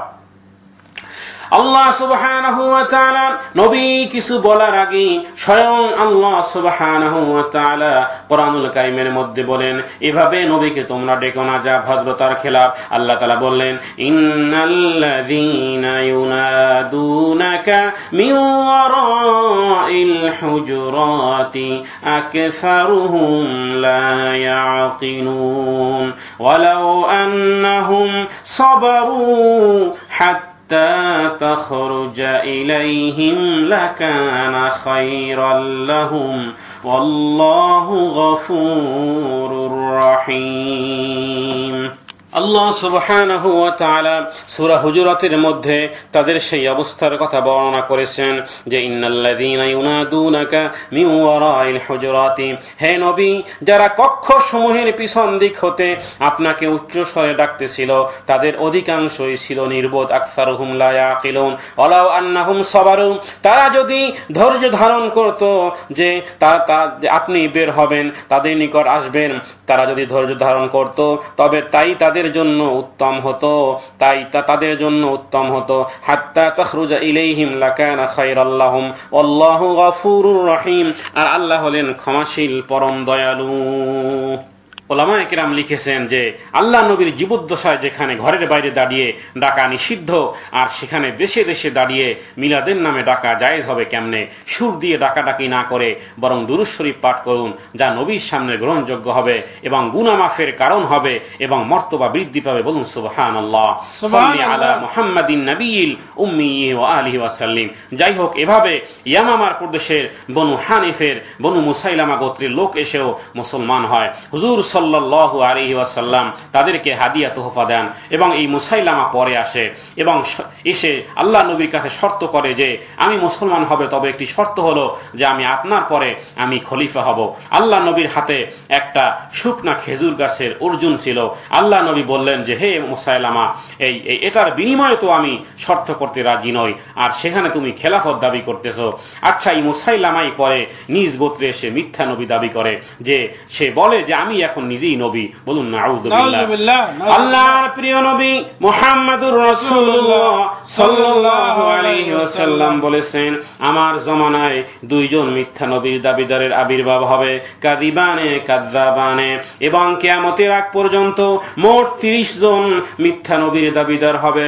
আল্লাহ নবী বলেন, কিন্তু আমি শেষ নবী, আমার পরে কোনো নবী নেই। আনা খাতামুন নবী লা নবিয়্যা বা'দি, রাওয়াহুল বুখারী ওয়া মুসলিম।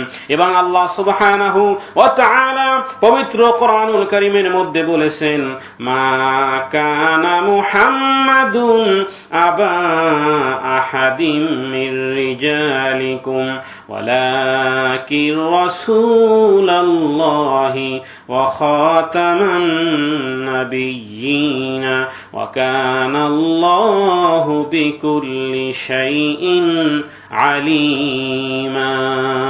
যে আল্লাহ তাআলা এভাবে করে পবিত্র কোরআনের মধ্যেই বলেন যে রাসূলুল্লাহ খাতামুন নবী, যে আল্লাহ নবী হলেন সর্বশেষ নবী, তারপরে কোনো নবী নেই। আচ্ছা, এই দুইজনের ভণ্ড নবীর একজন ছিল মুসাইলামাতুল কাযযাব, অর্থাৎ আল্লাহ নবী যে বলেছিলেন যে আমার সময় কাযযাবানে দুইজন নবীর আবির্ভাব হবে। এর মধ্যে এই মুসাইলামাতুল কাযযাব ছিল ইয়ামামা প্রদেশের ইয়ামামার, আর একজন ছিল আসওয়াদুল হামাইসি, সে ছিল ইয়ামেনের। এবং তার ওই ধারাবাহিকতায় মির্জা গোলাম আহমদ কাদিয়ানি মিথ্যা নবী দাবি করে, এবং সেই ভণ্ড মিথ্যা নবীর দাবিদার গোলাম আহমদ তার ভক্তদের কাছে বলল যে পয়সা জমা করো, আমি 50 খণ্ড মালফুজাত লিখব। আখের বহুদিনে এই গোলাম আহমদ ভণ্ড নবী 5 খণ্ড লিখে শেষ করে। মুরিদরা জিজ্ঞাসা করলো যে বাকি 45 খণ্ড কোথায়? এই গোলাম আহমদ কাদিয়ানি এই বলল যে দেখো না, মুসলমানদের নবী মেরাজে গিয়ে 50 ওয়াক্ত নামাজের হুকুম হয়, আখের 5 ওয়াক্ত নামাজ নির্ধারিত হয়, সুতরাং এই 5 খণ্ডই 50 খণ্ডের কায়েম মাকাম হবে। আচ্ছা, এই ভণ্ড নবী দাবিদার গোলাম আহমদের নজর পড়ছিল এক সুন্দরী মেয়ের প্রতি। তাদেরকে বলল যে আল্লাহ হুকুম করেছেন তাকে আমার সাথে বিবাহ দিতে।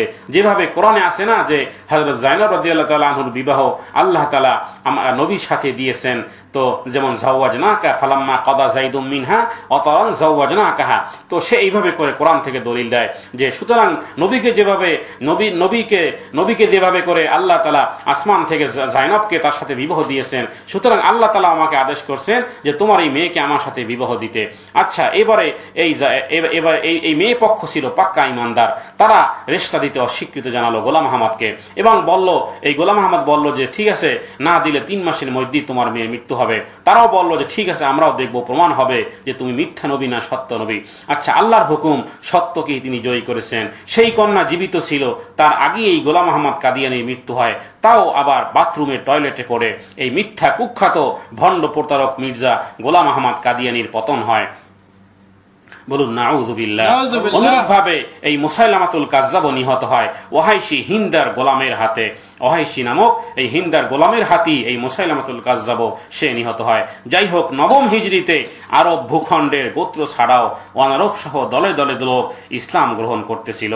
এভাবে করে এই 9ম হিজরি ছিল আরব ভূখণ্ড ছাড়াও গোটা আরব সহ সকলেই দলে দলে ইসলাম গ্রহণ করতেছিল। এবং পূর্ব বছরের মতো এবছরও প্রতিনিধি দলের আগমন অব্যাহত থাকে। ইয়েমেনের শহর নাজরান খ্রিস্টানদের একটি প্রধান ঘাঁটি ছিল। এই নাজরানিরা একটি চুক্তি সম্পাদনের জন্য আল্লাহ নবীর কাছে এসেছিল। তারা এই বাইজেন্টাইন ধর্মীয় মতবাদে অর্থাৎ গ্রিক চার্চের অনুসারী ছিল এবং অতীতে এই কনস্টান্টিনোপল থেকে প্রচুর আর্থিক সহায়তা লাভ করত, অর্থাৎ এই রোমান সৈন্যদের থেকে। এই দলে 60 জন প্রতিনিধি ছিল। আল্লাহ নবী এদেরকে মসজিদে নববীতে অভ্যর্থনা করেন। তাদের উপাসনার সময় উপস্থিত হলে তারা মসজিদের অভ্যন্তরী উপাসনার ইচ্ছা প্রকাশ করে। সাহাবীরা নিষেধ করতে চাইলেও আল্লাহ নবী তাদেরকে বারণ করেন এবং এই মসজিদে নববীতে তাদেরকে উপাসনার অনুমতি দেন। তারা পূর্বমুখী হয়ে এই উপাসনা শেষ করে, তারা যেহেতু খ্রিস্টান ধর্মের ছিল। আচ্ছা, তাদের সাথে কথোপকথনের সময় ধর্মীয় তথ্য নিয়ে অনেক আলোচনা হয়। আলোচনাকালে হযরত ঈসা আলাইহিস সালাম সম্বন্ধে তাদের সঙ্গে আল্লাহ নবীর মতনৈক্য দেখা দেয়। তাদের একজন বলল যে হযরত ঈসার জন্ম ছিল পিতৃহীন, সুতরাং তিনি আল্লাহর পুত্র। বলুন নাউযুবিল্লাহ। অপর একজন বলল যে তিনি মৃত্যুকে জীবিত করেছেন, গায়বী খবর বলেছেন, ব্যাধি আরোগ্য করেছেন, কাদা দিয়ে জীবন্ত পাখি তৈরি করেছেন, সুতরাং এই ঈসা আলাইহিস সালাম তিনি স্বয়ং আল্লাহ। নাউযুবিল্লাহ। তাদের বক্তব্য শেষ হলে আল্লাহ নবী বললেন যে সে আল্লাহ কি করে হয়? তিনি তো আল্লাহর বান্দা এবং তার কালেমা যা তিনি মরিয়মের প্রতি নিক্ষেপ করেছিলেন। হযরত ঈসাকে উপলক্ষ করি পবিত্র কোরআনুল কারীমের মধ্যে এসেছে, ইন্না মাসালা ঈসা ইনদাল্লাহি কামাসালি আদম খলাকাহু মিন তুরাবিন সুম্মা ক্বালা লাহু কুন ফায়াকুন। আল্লাহ তাআলা ঈসার দৃষ্টান্ত দিয়েছেন আদমের দৃষ্টান্ত সদৃশ।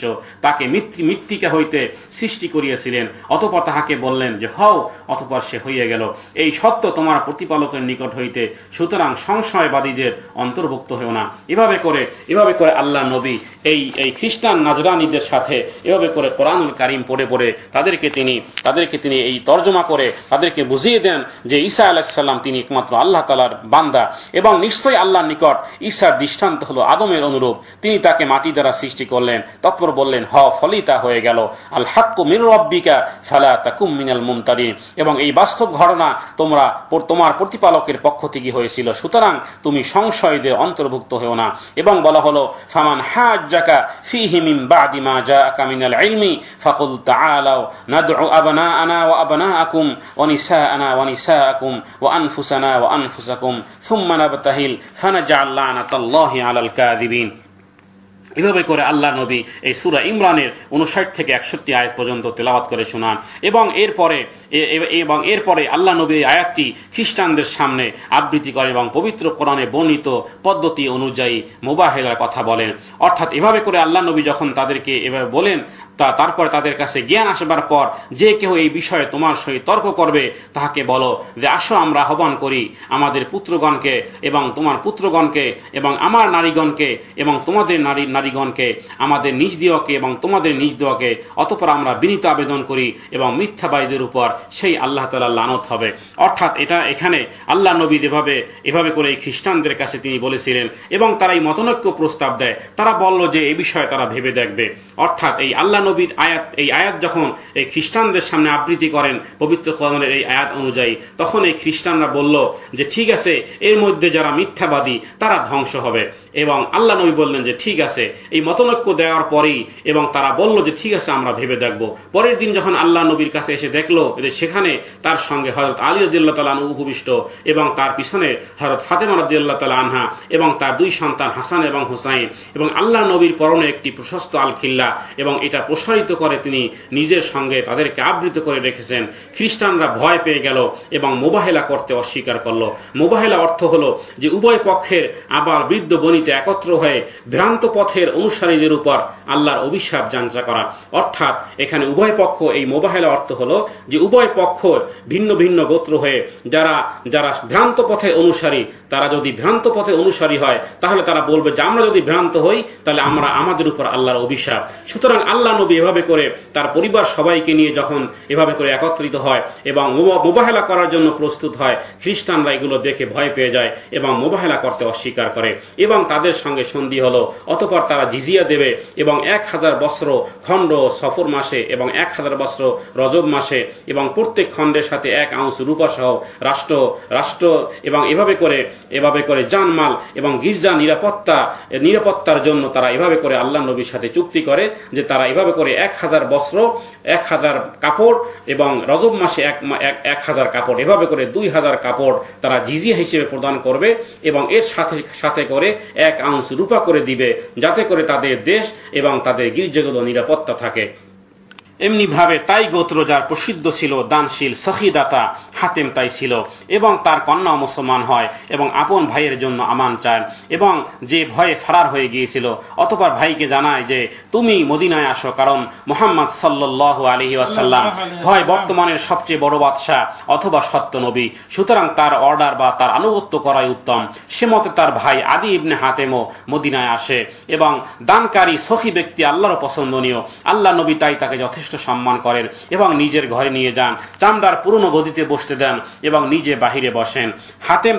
হাতেম তাই ছেলে আদি ইবনে হাতেমও নবীর ব্যবহারে মুগ্ধ হয়ে বলে ওঠে যে ইন্নাহু নবী লাইসা মালিক, যে নিশ্চয়ই আপনি সত্য নবী, দুনিয়ায় কোনো বাদশার মতো আরাম আয়েশকারী নন। এবং সে সঙ্গে সঙ্গে পড়ে নেয় আশহাদু আল্লা ইলাহা ইল্লাল্লাহু ওয়া আশহাদু আন্না মুহাম্মাদান আবদুহু ওয়া রাসূলুহু। এবং মুসলমান হওয়ার আগে আসলে সে ছিল কসুরুদ্দিনের অনুসারী। আল্লাহ নবী বললেন যে তোমার কসুরুদ্দিনের মধ্যে তো এই খারাপই আছে। সে বলল ইয়া রাসূলুল্লাহ সাল্লাল্লাহু আলাইহি ওয়াসাল্লাম, আমি যে কসুরুদ্দিনের অনুসারী সে খবর তো আমার বোন পর্যন্ত জানেন, আপনি কি করে জানলেন?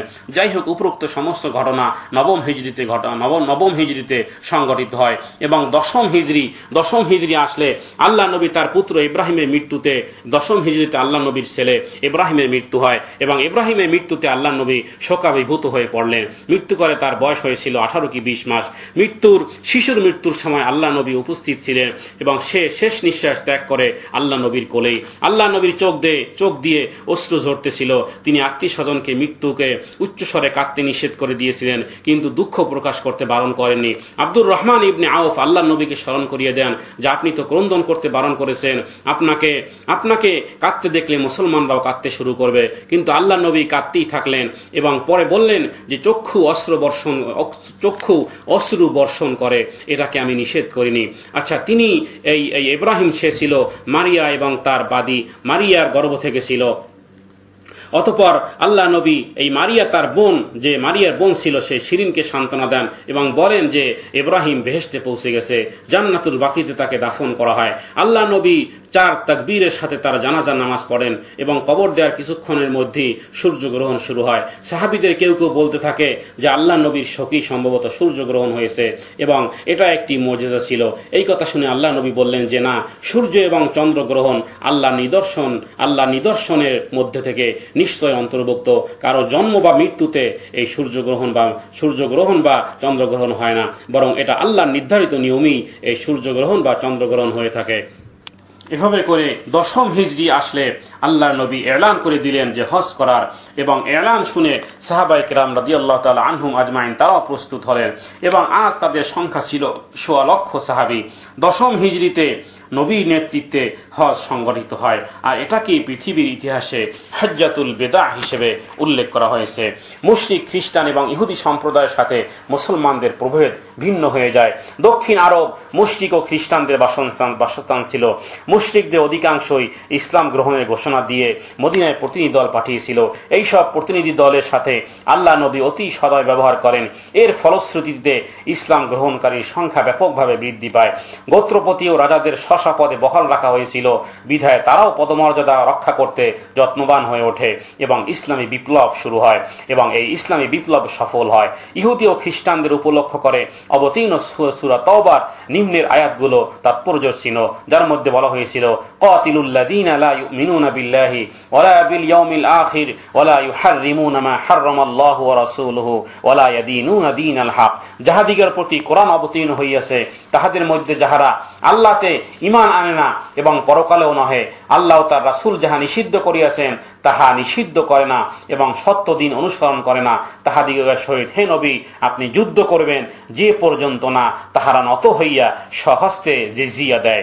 এবং এভাবে করে এবং বলা হয় হে মুমিনগণ, পণ্ডিত এবং সংসার বিযোগীদের মধ্যে অনেক লোকের ধন অন্যায়ভাবে ব্যবহার করিয়া থাকে এবং লোককে আল্লাহর পথ থেকে নিবৃত করে, আর যাহারা স্বর্ণ রৌপ্য পঞ্জীবিত করে এবং উহা আল্লাহর পথে ব্যয় না করে উহাদেরকে মর্মস্থ শাস্তির সুসংবাদ দাও, যেদিন জাহান্নামের অগ্নিতে উহা উত্তপ্ত করা হইবে এবং উহা দ্বারা তাহাদিগকে ললাট, পার্শ্ব এবং পৃষ্ঠদেশ দাগ দেওয়া হইবে। সেদিন বলা হইবে ইহাই উহা যাহা তোমরা নিজেদের জন্য পঞ্জীভূত করিয়েছিলে, সুতরাং যাহা পঞ্জীভূত করিয়েছিলে তাহা আস্বাদন করো। এভাবে করে বলা হয় ইয়া আইয়ুহাল্লাযীনা আমানু ইন্না কাসীরাম মিনাল আহবারি ওয়ার রুহবানি লা ইয়াকুলুনা আমওয়ালান নাসি বিল বাতিল ওয়া ইয়াসুদ্দুনা আন সাবিলিল্লাহ ওয়াল্লাযীনা ইয়াকনিজুনা আয-যাহাবা ওয়াল ফিদ্দাতা ওয়া লা ইউনফিকুনাহা ফি সাবিলিল্লাহি ফাবাশশিরহুম বিআযাবিন আলীম ইয়াওমা ইউহমা আলাইহা ফি নারি জাহান্নামা ফাতুকওয়া বিহা জিবাহুহুম ওয়া জুনুবুহুম ওয়া যুহুরুহুম হাযা মা কানাজতুম লিআনফুসিকুম ফাযুকু মা কুনতুম তাকনিজুন। এই আয়াতগুলো সূরা তাওবার এই আয়াতগুলোর সাথেই কোরআন নাজিল বন্ধ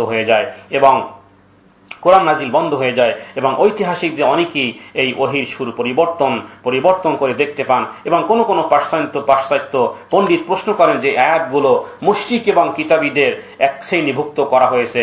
তারা বলেন যে আল্লাহ নবীর সাথে ইহুদিদের সংঘর্ষ বাঁধলে খ্রিস্টানদের সাথে তিনি সুসম্পর্ক স্থাপন করেন, তখন কোরআন তাদের প্রশংসা করে বলেছে যে তাদের বিশ্বাস এবং বন্ধুত্ব ঘাঁটি। অবশ্য মুমিনদের প্রতি শত্রুতায় মানুষের মধ্যে ইহুদি এবং মুশরিকদেরকে তুমি সর্বাধিক উগ্র দেখিবে এবং যাহারা বলে আমরা খ্রিস্টান, মানুষের মাঝে তাহাদিগকে তুমি মুমিনদের নিকট তোমার বন্ধুরূপে দেখিবে, কারণ তাদের মধ্যে অনেক পণ্ডিত ও সংসার বিরাগী আছে আর তারা অহংকারও করে না। এবং একথা কোরআনুল কারীমের মধ্যে এভাবে এসেছে যে লাতাজিদান্না আশাদ্দান নাসি আদাওয়াতাল লিল্লাযীনা আমানুল ইয়াহুদা ওয়াল্লাযীনা আশরাকু। অর্থাৎ এখানে কোরআনুল কারীমের মধ্যে এই খ্রিস্টানদেরকে প্রশংসা করা হয়েছে ইহুদিদের চেয়ে, অর্থাৎ মানুষের মধ্যে শত্রুতার মধ্যে ইহুদিরা অগ্রগামী এবং খ্রিস্টানরা কিছুটা নমনীয়, সে কথাই এই আয়াতের মধ্যে অবতীর্ণ হয়েছে। লাতাজিদান্না আশাদ্দান নাসি আদাওয়াতাল লিল্লাযিনা আমানুল ইয়াহুদা ওয়াল্লাযিনা আশরাকু ওয়া লাতাজিদান্না আকরাবাহুম মাওয়াদ্দাতাল লিল্লাযিনা আমানু। অর্থাৎ ইহুদি এবং খ্রিস্টানদের মধ্যে খ্রিস্টানদেরকে আপনি কিছুটা পাবেন যারা মুমিনদের নিকটতম বন্ধুরূপে হিসেবে দেখে। এবং এই আয়াতের পরপরই এবং এই আয়াতের পরপরই এই আয়াত নাজিল হয়, যেটা সর্বশেষ কোরআনের আয়াত, তা ছিল আল ইয়াউমা আকমালতু লাকুম দীনাকুম ওয়া আতমামতু আলাইকুম নি'মাতি ওয়া রাদিতু লাকুমুল ইসলামা দীনা। এই আয়াত ছিল যে আরাফাতের ময়দানে, এটাই ছিল শেষ আয়াত। আচ্ছা, রাসূলুল্লাহ সাল্লাল্লাহু আলাইহি ওয়াসাল্লাম এটাই ছিল প্রথম হজ এবং এটাই ছিল আল্লাহ নবীর জীবনের শেষ হজ। এর আগে তিনি 4 বার উমরা করেছেন। হজ ফরজ হয় 8ম হিজরিতে। আচ্ছা, মক্কা থেকে হিজরত করে যখন বের হয়েছিলেন সাথে ছিল শুধু আবু বকর একজন। অতঃপর মদিনার সনদ নামে শুরু হওয়া এবং হুদাইবিয়ার সন্ধি শেষে মাত্র কয়েকটি বৎসরে এবং প্রথম যখন আল্লাহ নবী উমরা করতে এসেছিলেন তখন তার সাথে সাহাবা ছিল 1400 এবং এর পরের বছর যখন কাজায় উমরা করতে আসেন তখন তার সাথে ছিল 2000 সাহাবী। অতঃপর এই হুদাইবিয়ার সন্ধি যেভাবে আবু সুফিয়ানরা ভঙ্গ করেছিল, পরের 2 বৎসর পরেই আল্লাহ নবী 10,000 সাহাবায়ে কেরাম সহ এই মক্কা ফাতে মক্কা করেন এবং এই 10ম হিজরিতে মাত্র এই কয়েকটি বৎসরে আজ সাথে 1.25 লক্ষ সাহাবী। এবং এটাই ছিল সেই বিজয়ের কথা যা আল্লাহ সুবহানাহু ওয়া তাআলা বলে দিয়েছিলেন, ইন্না ফাতাহনা লাকা ফাতহাম মুবিনা। চিন্তা করুন, 8ম হিজরিতে আল্লাহ নবী যখন প্রথম উমরা করেন, আল্লাহ নবী যখন প্রথম এই মক্কা থেকে বের হয়েছিলেন হিজরতের সময়, তখন শুধুমাত্র আবু বকর একজনই ছিলেন। আজকের কয়েকটি বৎসর পরে আল্লাহ নবীর সাথে 1.25 লক্ষ সাহাবী, আর এটাই ছিল ইন্না ফাতাহনা লাকা ফাতহাম মুবিনা। যাই হোক, হুজুর সাল্লাল্লাহু আলাইহি ওয়াসাল্লাম সাহাবাদেরকে নিয়ে এই জুল হুলাইফা নামক স্থানে, যা মদিনাবাসীর মিকাত, সেখানে এসে হজের ইহরাম বাঁধেন। 10ম হিজরি জিলকদ মাসে আল্লাহ নবী ঘোষণা দেন যে তিনি হজে যাবেন। এই পর্যন্ত আল্লাহ নবীর হজ পূর্ণ করেননি। আচ্ছা, উমরা হজ করেছেন মাত্র। ঘোষণাবাণী প্রচারিত হওয়ার সাথে সাথে সমস্ত এলাকা থেকে হাজার হাজার লোক মদিনায় এসে জড়ো হতে লাগলো। আগন্তুকের জন্য মদিনার চারপাশে একটি তাঁবু খাটানো হলো। দক্ষিণ ও পূর্ব আরব থেকে অনেকে আবার সরাসরি মক্কার উদ্দেশ্যে রওনা হলো। আগন্তুকের সংখ্যা দাঁড়ালো 1 লক্ষ বা তার বেশি। এই সংখ্যার অতিরিক্ত ছিল দক্ষিণ ও পূর্ব আরবের হজ যাত্রীদের সংখ্যা। 10ম হিজরির 25শে জিলকদ মোতাবেক 20শে ফেব্রুয়ারি 632 খ্রিস্টাব্দে আল্লাহ নবী তার স্ত্রীদের সমবিহারে মদিনা থেকে রওনা হলেন। সঙ্গে বিরাট কাফেলা, সবার চেতনা ধর্মের আলোকে উদ্দীপিত, অন্তর হর্ষপূর্ণ। তারা জুল হুলাইফাতে গিয়ে পৌঁছেন দিনের শেষ ভাগে এবং সেখানে রাত্রি যাপন করেন। পরের দিন সকালে আল্লাহ নবী ইহরাম বাঁধেন এবং সাহাবীরা তাকে অনুসরণ করেন। সবারই একই পোশাক, অতি সাধারণ পোশাক, সেলাইবিহীন 2 টুকরা কাপড়, ইসলামী সাম্যবোধের বাস্তব দৃষ্টান্ত। হজের ইহরাম বেঁধে তিনি দোয়া করলেন এবং আল্লাহ এটাকে মকবুল হজ করো এবং সকল প্রকার রিয়া ও সোমা, লোক দেখানো এবং লোক শোনানো কার্য থেকে বিমুক্ত রাখো। আল্লাহ নবী দোয়া করেন এবং কিবলামুখী হয়ে তিনি উচ্চস্বরে তালবিয়া পাঠ করেন। সাহাবায়ে কেরাম রাদিয়াল্লাহু তাআলা আনহুম আজমাইন তার সঙ্গে সঙ্গে সুর মিলে সবাই বলল, লাব্বাইক আল্লাহুম্মা লাব্বাইক, লাব্বাইক লা শারীকা লাকা লাব্বাইক, ইন্নাল হামদা ওয়ান নি'মাতা লাকা ওয়াল মুলক লা শারীকা লাক। যে হে আল্লাহ, আমি হাজির, তোমার কোনো শরীক নেই, নিশ্চয়ই প্রশংসা ও নিয়ামত একমাত্র তোমারই, সার্বভৌমত্ব তোমারই, এতে কোনো শরীক নেই। সকলে মিলিত তালবিয়া ধ্বনিতে পর্বত প্রান্তর মরু প্রান্তর প্রতিধ্বনি হতে লাগলো।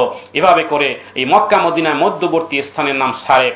হজ যাত্রী দল সারেফে গিয়ে পৌঁছলে আল্লাহ নবী তার সাথীদের বললেন, যারা কোরবানির পশু আনে নাই তারা উমরা করুক এবং যারা কোরবানির পশু এনেছে তারা হজ করুক। এভাবে করে আল্লাহ নবী সাহাবায়ে কেরাম সহ এই হজের জন্য বের হন।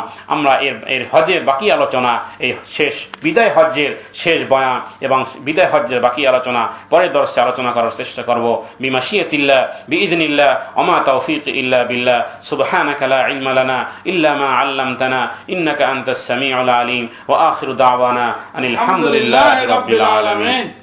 মন যে আমার ব্যাকুল হায়রে, মন যে আমার ব্যাকুল হায়রে, যাইতে সোনার মদিনায়, সালাম করব যে নবীজি রওজায়, সালাম করব যে নবীজি রওজায়। মন যে আমার ব্যাকুল হায়রে, মন যে আমার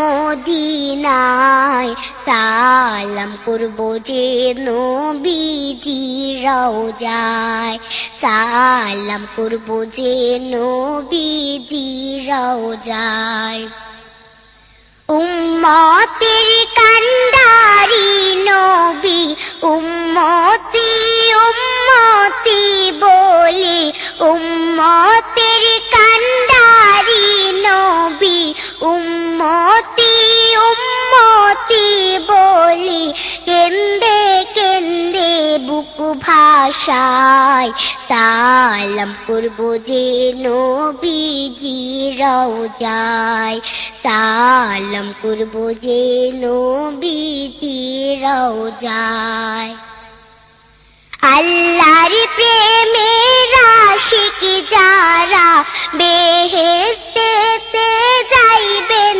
তারা আল্লাহর প্রেমের আশিক যারা বেহেশতেতে যাইবেন তারা বলছেন দিনের নবী মুস্তাফায় সালাম করব যে নবীজি রওজায় সালাম করব যে নবীজি রওজায় রোজ হাসরের কঠিন দিনে দয়াল নবীর সুপারিশ বিনে রোজ হাসরের কঠিন দিনে দয়াল নবীর সুপারিশ বিনে মুক্তি মিলবে না সেথায় সালাম করব যে নবীজি রওজায় সালাম করব যে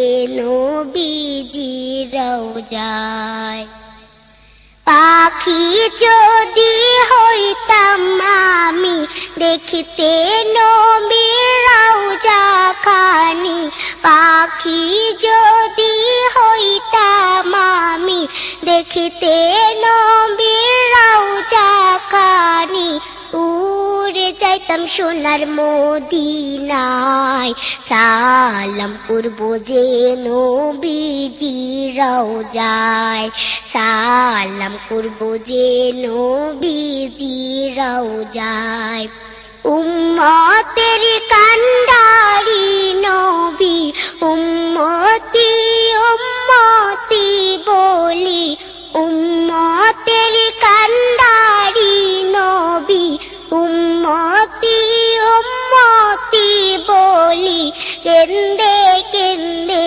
বুক ভাষায় সালাম করব যে নবীজি রওজায় সালাম করব যে নবীজি রওজায় মন যে আমার ব্যাকুল হায়রে মন যে আমার ব্যাকুল হায়রে যাইতে সোনার মদিনায় সালাম করব যে নবী